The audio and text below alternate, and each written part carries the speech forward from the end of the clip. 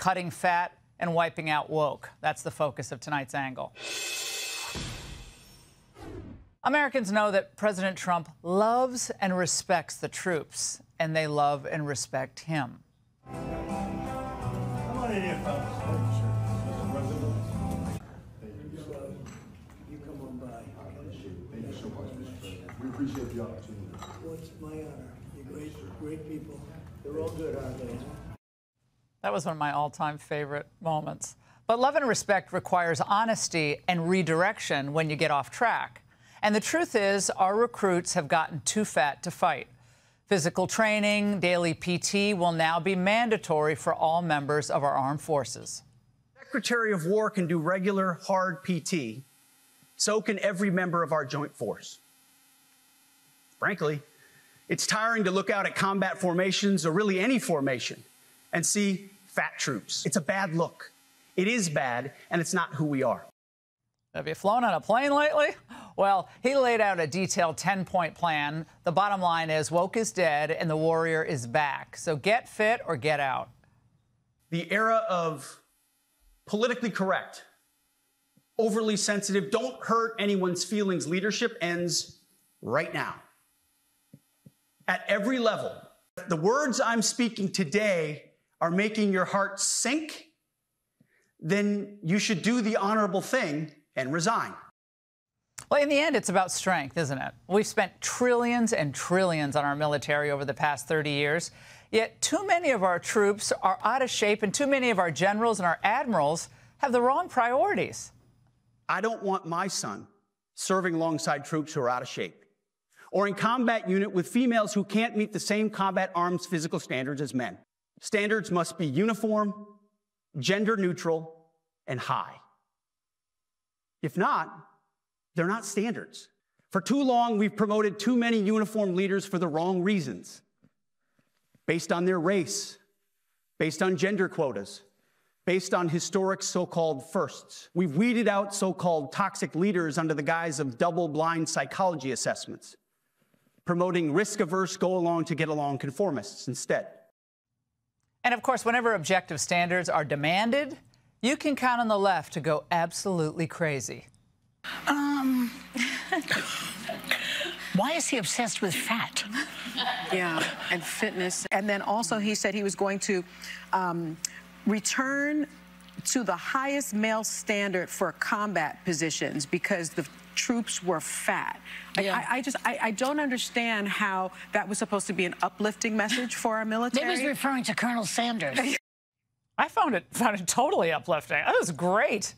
Now, apparently they prefer a military that's more like drag queen story time. That's the one they like. Attention just for being myself on a daily, because being queer, being non-binary, someone such as myself on a regular gets stared at. And I'm at the top of my game. I'm right up there with the big dogs. Girls, come on. Leave the saving the world to the men. Come on, girlfriend. But the truth is, with this directive, Trump is addressing a real problem that's been festering for decades. I used to cover this on my radio show in the early 2000s. But look at this headline just going back to 2010. Too fat to fight? Military recruitment grapples with obesity epidemic. 2013, obesity, a threat to U.S. military personnel and national security. And from 1959 to 2008, the percentage of men who were ineligible for enlistment because of their weight doubled, while the percentage of ineligible women tripled. Total disaster. So instead of raising standards, when this was all going down, Democrat administrations began to lower standards. In order to meet the recruiting goals, the Biden Pentagon allowed individual service branches to relax their standards, including on body fat percentage and grooming, personal grooming. Well, Biden's Army Secretary explained why they were lowering the bar.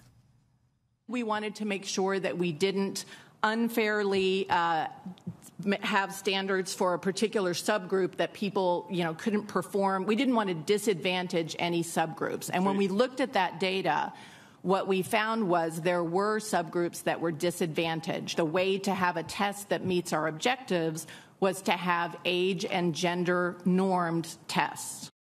How did that approach work? Well, we went from having about 62% of overweight active duty troops in 2008 to nearly 70% just a few years ago. So now, using body mass index may not be the most accurate assessment in all cases, but suffice it to say, the problem was not solved, but others were created. A focus on incorporating LGBT propaganda. This is the story of a soldier who operates your nation's Patriot missile defense systems.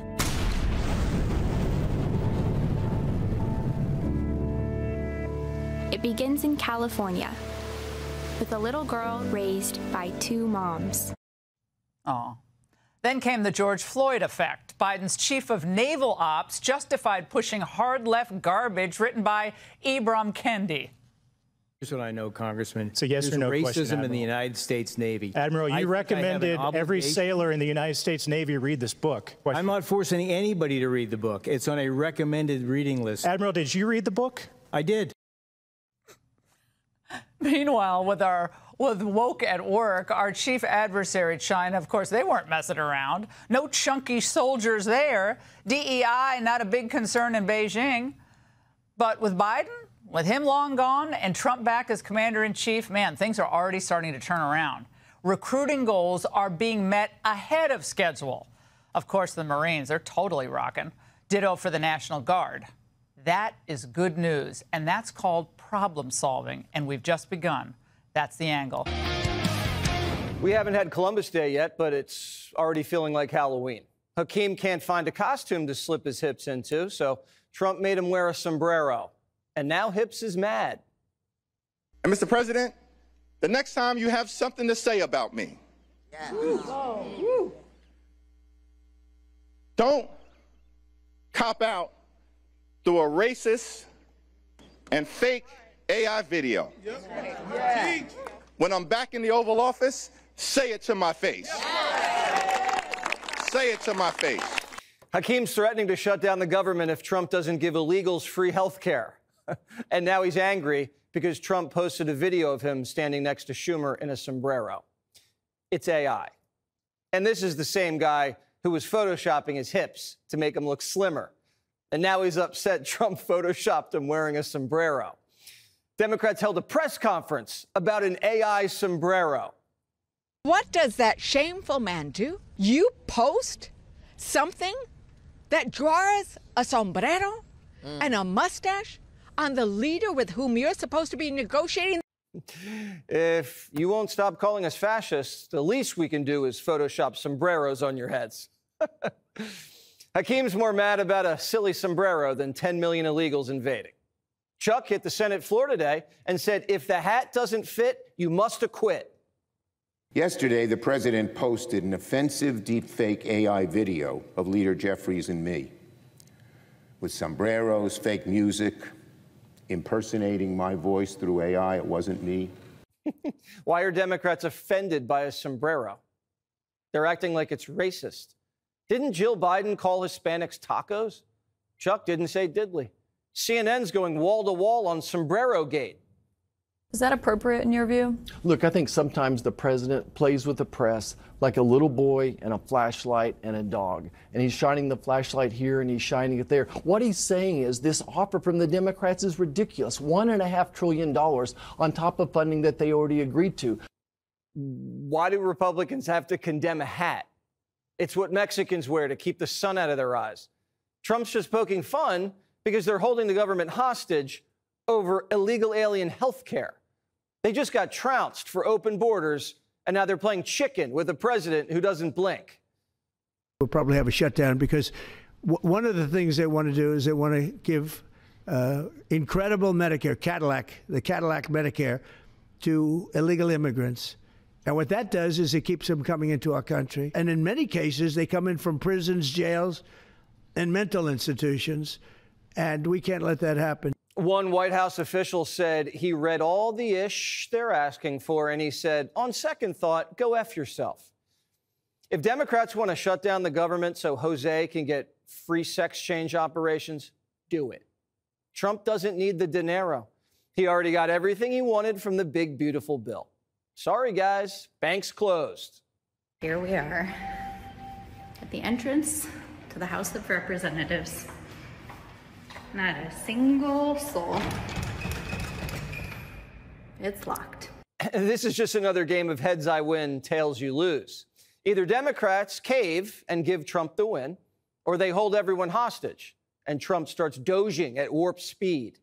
The last person that wants it shut down is us. Now, with that being said, we can do things during the shutdown that are irreversible, that are bad for them and irreversible by them, like cutting vast numbers of people out, cutting things that they like, cutting programs that they like.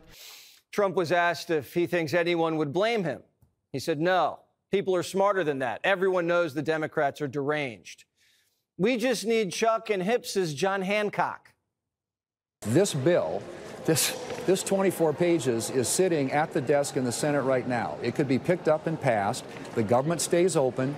So this is a made-up problem by the Democrats who desperately need to satisfy a political base that is hostile to Donald Trump. This isn't like a 1,000-page bill that Congress just force feeds us on Christmas Eve. It's simple, and Democrats aren't even unified. Fetterman says Schumer's stupid. Right now, it's like you're running the risk of plunging our nation into chaos. The president has a lot of levers he could pull. This is one we could pull, but why would we pull that lever? Because that allows him to pull a lot more levers and make a lot of changes about the government. A Times poll says 65% of Americans say Democrats are dopes if they shut down the government for illegals. You know who else agrees? Crooked. We do not think the comprehensive health care benefits should be extended to those who are undocumented workers and illegal aliens. We do not want to do anything to encourage more illegal immigration into this country. Back when Lewinsky was in the White House, Schumer made more sense. People say, well, why can't you stop illegal immigrants or others from coming here? And the number one answer we give our constituents is when they come here, they can get jobs, get benefits against the law because of fraud. So what changed? Chuck needs new voters because Americans have Democrats figured out. Even the media is like, Hakeem, do you even know what you're doing? If the government shuts down, it's their decision to do it. If you shut down the government, last time, Democrats point out, you lose FEMA, you lose troop pay, you lose all these different things that are so important to Democrats when they're on the other side of this. Hakeem's getting eaten alive. The grown-ups say take the deal. But the base, if they take it, is threatening an open mutiny. Americans have told us over and over again, we want you to fight for health care. That's what we're doing today. Democrats are going to hold the line. A government shutdown could damage the Democrats even more than Kamala, even more than the coup. Nancy would never let it get this far. Hakeem's running straight into a buzzsaw, and he's complaining about a sombrero and taking shutdown selfies. Look at that. Men should never take selfies. He didn't Photoshop his hips this time. He just cropped them out. No one respects selfie sombrero. Why is it that the Democrats, in my mind, are facing more pressure, those Democratic leaders? And that is because their base thinks that their party leaders are weak. Among Republicans, 80% of their base thinks Republicans have strong leaders. Yet among Democrats, just get this, just 35% of Democrats say their party has strong leaders. Trump could break the party into pieces. Hakeem and Chuck could lose their leadership. Either way, it's a win-win for Donnie Boy.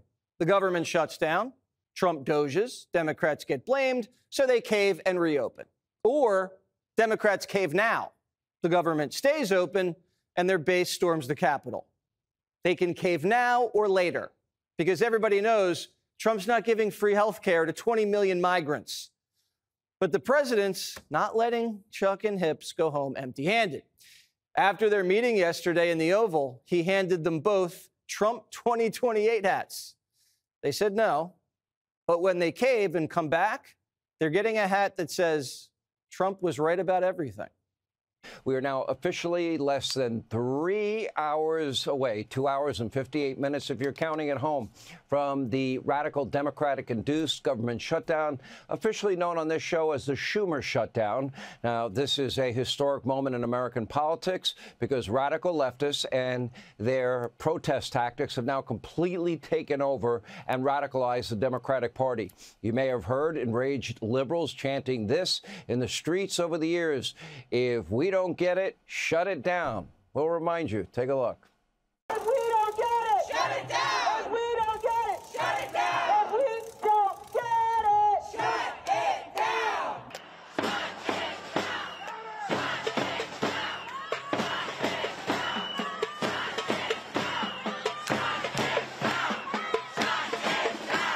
We don't get it. Shut it down. We don't get it. Shut it down. If we don't get it, shut it down. I said if we don't get it, shut it down.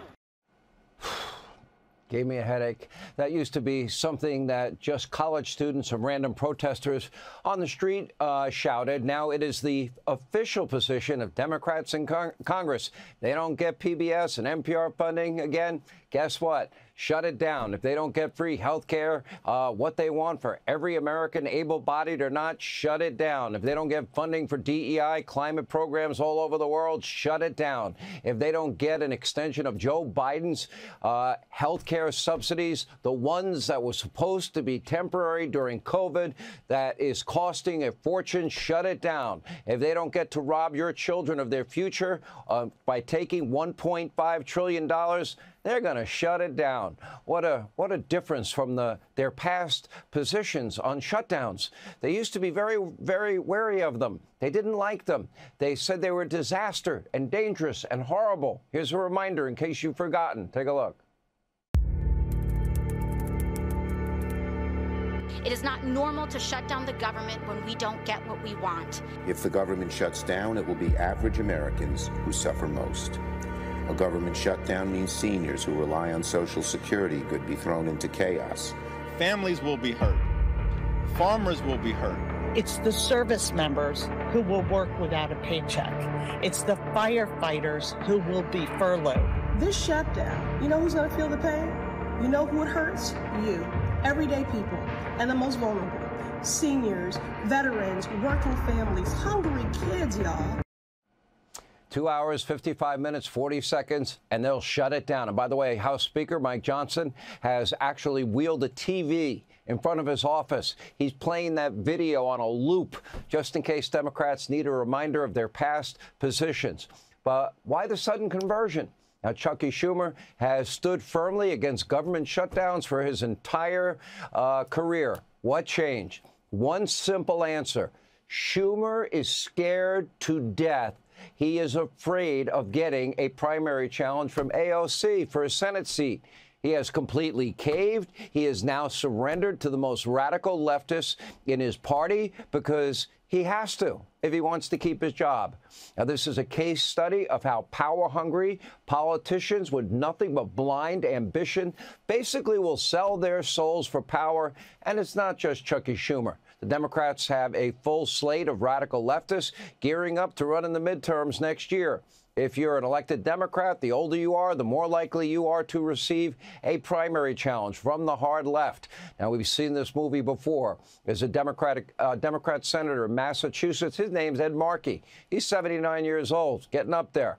A few years ago, he found himself facing a primary challenge from a member of the Kennedy family. Pretty tough to overcome in Massachusetts. What did he do? He became AOC's BFF, and he literally co-sponsored the Green New Deal. He won.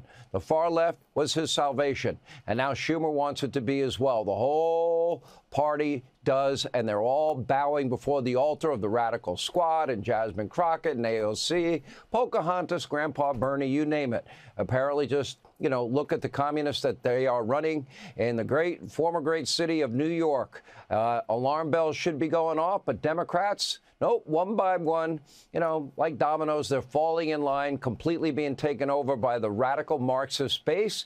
Schumer, Jeffries, leaders in name only. It's, you know, you can count down till their endorsement of Mamdani. Commie Mamdani, Marxist Mamdani. Now, all the power lies with the radical left, as I've said, and the far left. And by the way, also, some Democrats are starting to see the writing is on the wall here. 3 of them, including John Fetterman, who's really been the only reasonable Democrat. He just voted with Republicans to keep the government open tonight. They're not buying Schumer's lies, like when he tried to claim with a straight face, Democrats won't be blamed for this. Even the New York Times says, well, take a look.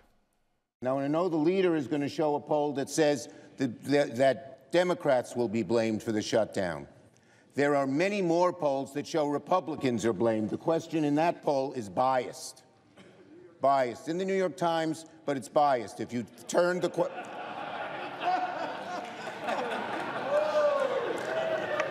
That's true. I don't always believe the New York Times. You can be sure of that. Oh, the New York Times is biased in favor of conservatives. I've heard and seen it all. That may be the greatest moment on the Senate floor in history. You know, I've got to be honest, the government shutdown, I have said many times, doesn't worry me. Happened plenty of times before. In all likelihood, the Democrats, they're going to capitulate, they're going to cave, and any furloughed, unpaid workers, they will get back pay. That is what usually happens. This time, though, maybe President Trump's Office of Management and Budget may use the shutdown to run a sort of Doge 2.0 and drain the swamp a little bit more. That certainly wouldn't be the worst thing in the world, as government is too big, too bloated, too out of control, too bureaucratic. And as President Trump pointed out earlier today, he said this. Take a look. Well, the Democrats want to shut it down, so when you shut it down, you have to do layoffs. So we'd be laying off a lot of people that are going to be very affected, and the Democrats, they're going to be Democrats. As you know, this country, no country can afford to pay for illegal immigration, health care for everybody that comes into the country, and that's what they're insisting. And obviously, I have an obligation to not accept that. That would affect everybody. And so we're doing well as a country, so the last thing we want to do is shut it down. But a lot of good can come down from shutdowns. We can get rid of a lot of things that we didn't want. Might be Doge 2.0, but don't lose sight of what's really happening here. This government is shutting down because of Chucky Schumer. He's going against everything he's ever stood for, everything he's ever said, everything that he said he ever believed in his entire career, and it's all about him. It's all about power. It's all about control. It's all about understanding that his party is no longer a Democratic party, but a radical Marxist party. And the only reason he's doing this, because if he doesn't, he can kiss his career goodbye. This is his swan song. See you later. Those protesters we showed you screaming that they want to shut it down have finally figured out what it is in our federal government, if that makes sense. Anyway, government and closing the government tonight because they are the ones, the Democratic Party, they're running the show. Out of all the talented educators in America, a school board, get this, picks an illegal overstay with no work authorization, a prior weapons charge, a sketchy degree history, and oh yeah, he's got a loaded gun in his car when ICE comes knocking.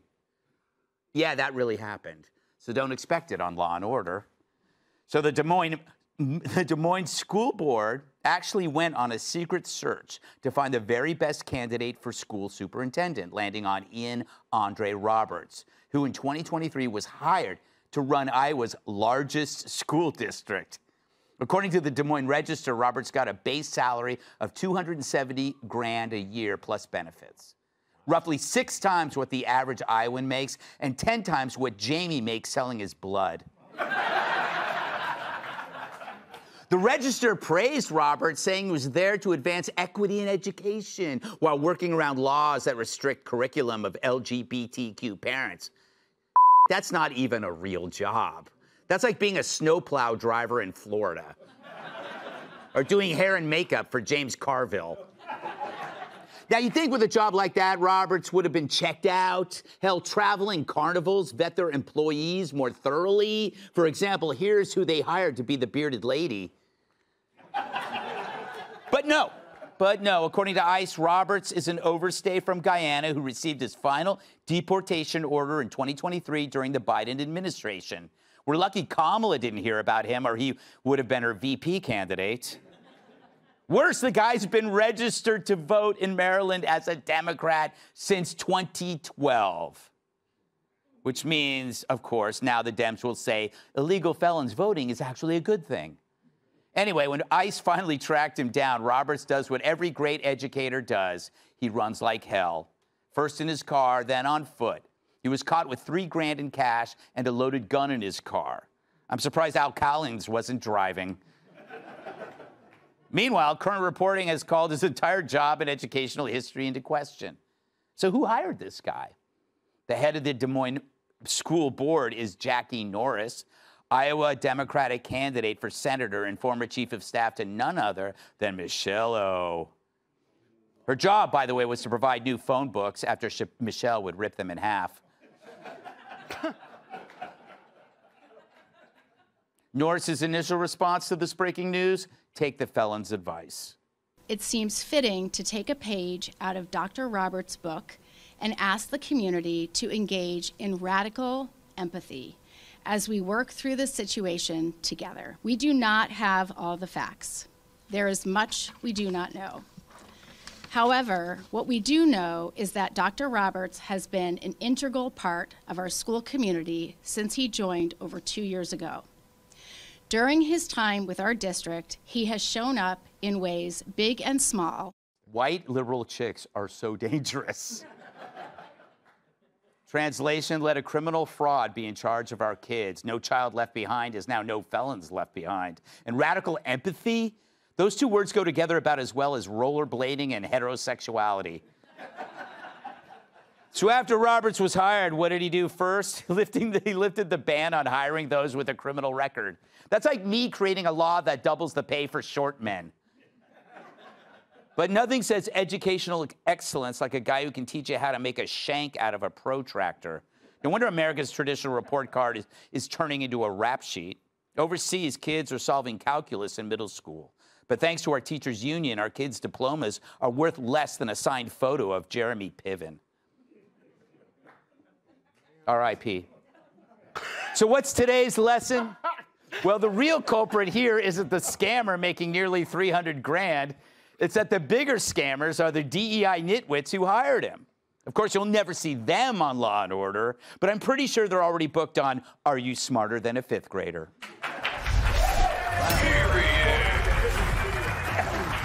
Let's welcome tonight's guest. His new wife loves how Jamie gets along with her boyfriend, actor, writer, comedian Jamie Listow. His patrons send back their food if it doesn't have his hair. Chef and restaurant owner Andrew Grohl. She just brushed her teeth, and boy, are her arms tired. Yes. New York Times bestselling author and Fox News contributor, and he picks his teeth with the Washington Monument. New York Times bestselling author, comedian, and former NWA world champion Tyrus. Jamie, illegal alien. He's a felon. He runs from the cops. He makes 300 grand. That's 300 grand more than you make. Yeah, that's almost exactly 300 grand more than I make. Yeah. You're exactly right. Dude, this guy, I heard for the background check, yeah, they just FaceTimed him and looked in the background. Isn't it crazy that the lengths he went through to con everyone? Could he not have become a legal citizen? Yeah, that would make sense. He's spending so much time. And also, what a liar, man. Like, he must be an incredible liar, like in the interview where he just claimed to be a citizen, all this stuff. I'm not good at like that with interviews. I tell the truth, man. I remember once this guy goes, where do you see yourself in 5 years? And I go, almost 5 years sober. I said, and then they catch him, and he's got 3 grand in cash and like 2 loaded guns. He's running into the woods. Rarely do you have 2 loaded guns and $3,000 and you're going to plant a tree. Yes. Like, this is a bad guy. Yeah, no. By the way, I love that Law and Order music. I actually carry this around with me, and if I come out of the bathroom and there's a bunch of people there, I just play.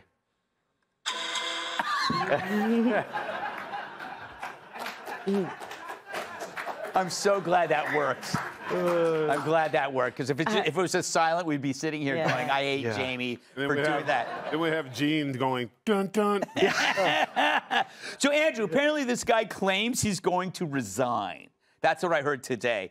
Why don't they just fire this guy? I don't get it. Why are we having the conversation altogether? It makes absolutely no sense. I mean, this guy, if we leave him in the position, he's going to probably stab 4 people with a Scantron at this point. Yes. Right?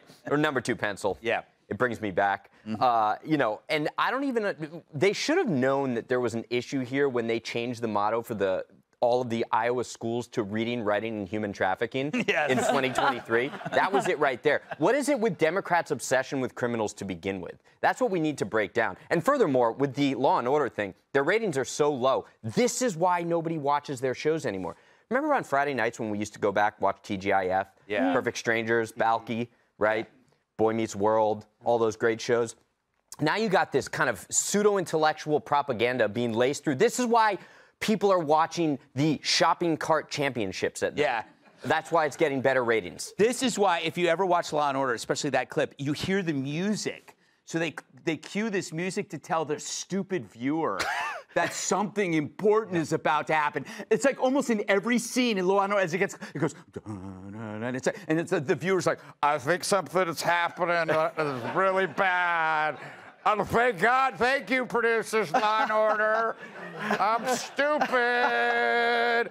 If I were on that show, I would throw myself off a bridge. I could not learn that language. I could not learn that dialogue. I would be ashamed of myself, Kat. If I were on that show, I'd appreciate the exposure. So here's my question, and it kind of piggybacks on Jamie's banal thoughts.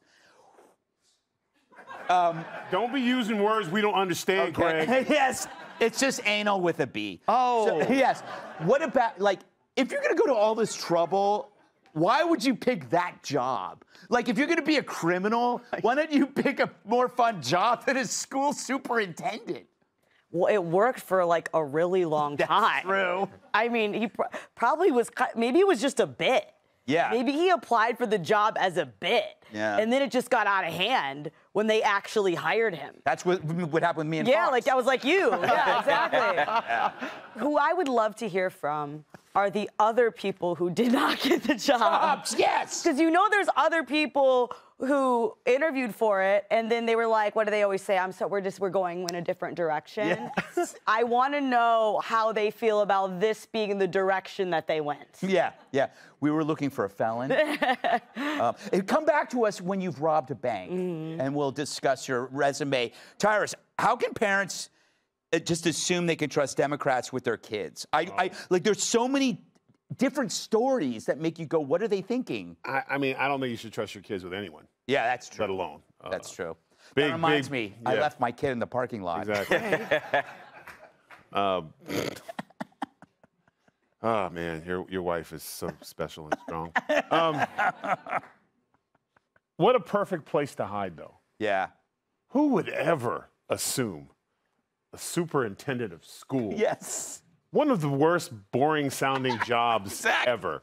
That's like superintendent of librarians. You know, like, what a safe place to be a career criminal. You know what happened, though, is he liked doing the job. Like, it was like any one of those old comedies where the guy's hiding from the police and he jumps into a kindergarten, and next thing you know, he taught all the kids how to read, and he's building schools, and he's doing great. That's how Law & Order will do it. Yeah, and he was doing all these things, and then lo and behold, one day, the 97 felonies, he's been one of them recognized him at the dinner table, and he took off and he ran. Also, the reason why he got the job, I'm telling you right now, if I have 3 candidates, let's say it's you 3 looking for a job, and Gruhl puts $3 grand and a pistol on the table, I'm going to hire him every time.